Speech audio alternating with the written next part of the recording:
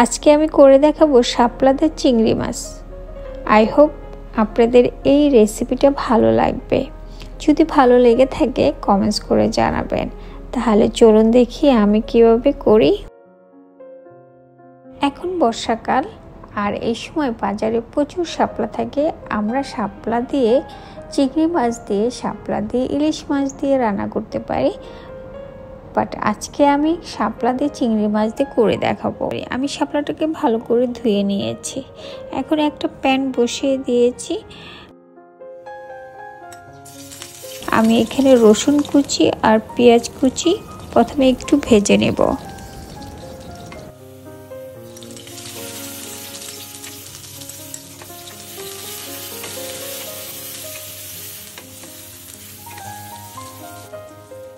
এখন আমি চিংড়ি মাছ দিয়ে দেব। চিংড়িটাকে ভালো করে আমি পেঁয়াজ রসুনের সাথে ভেজে নেব।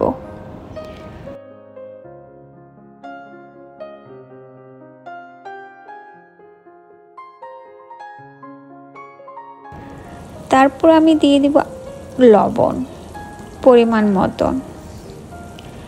একটু নেড়ে চেড়ে নেব।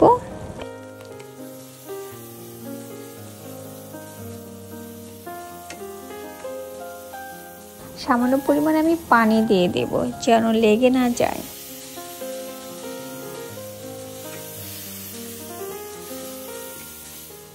এখন দিয়ে দেব পরিমাণ মতন আদা রসুন পেস্ট,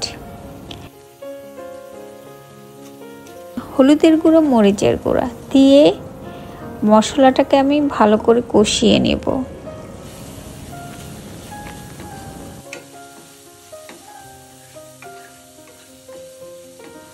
সামান্য পরিমাণে আমি পানি দিয়ে দেব যেন লেগে না যায়।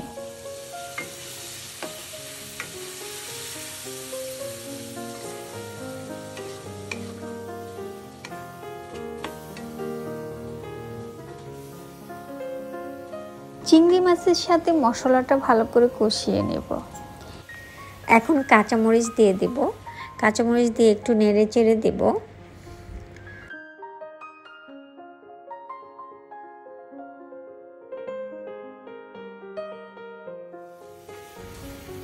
পরিমাণ মতো পানি দিয়ে দেব। দিয়ে এটাকে মশলা ভালো করে কষিয়ে নিচ্ছি।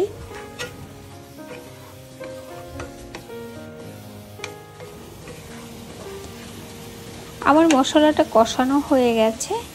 এখন আমি দিয়ে দেব শাপলা। শাপলা দিয়ে চিংড়ি মশলার সাথে ভালো করে নেড়ে চেড়ে নেব।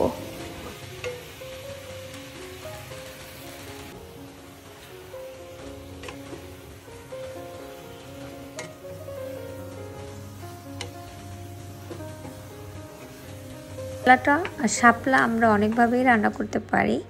তো আমরা ইলিশ মাছ দিয়ে রান্নাও করতে পারি, আর চিংড়ি মাছ দিয়ে তো রান্না করছি, দেখতেই পাচ্ছেন। তো আমার রান্নাটা প্রায় হয়ে গেছে। এখন আমি নামিয়ে ফেলবো। এখন আমি সার্ভ করব।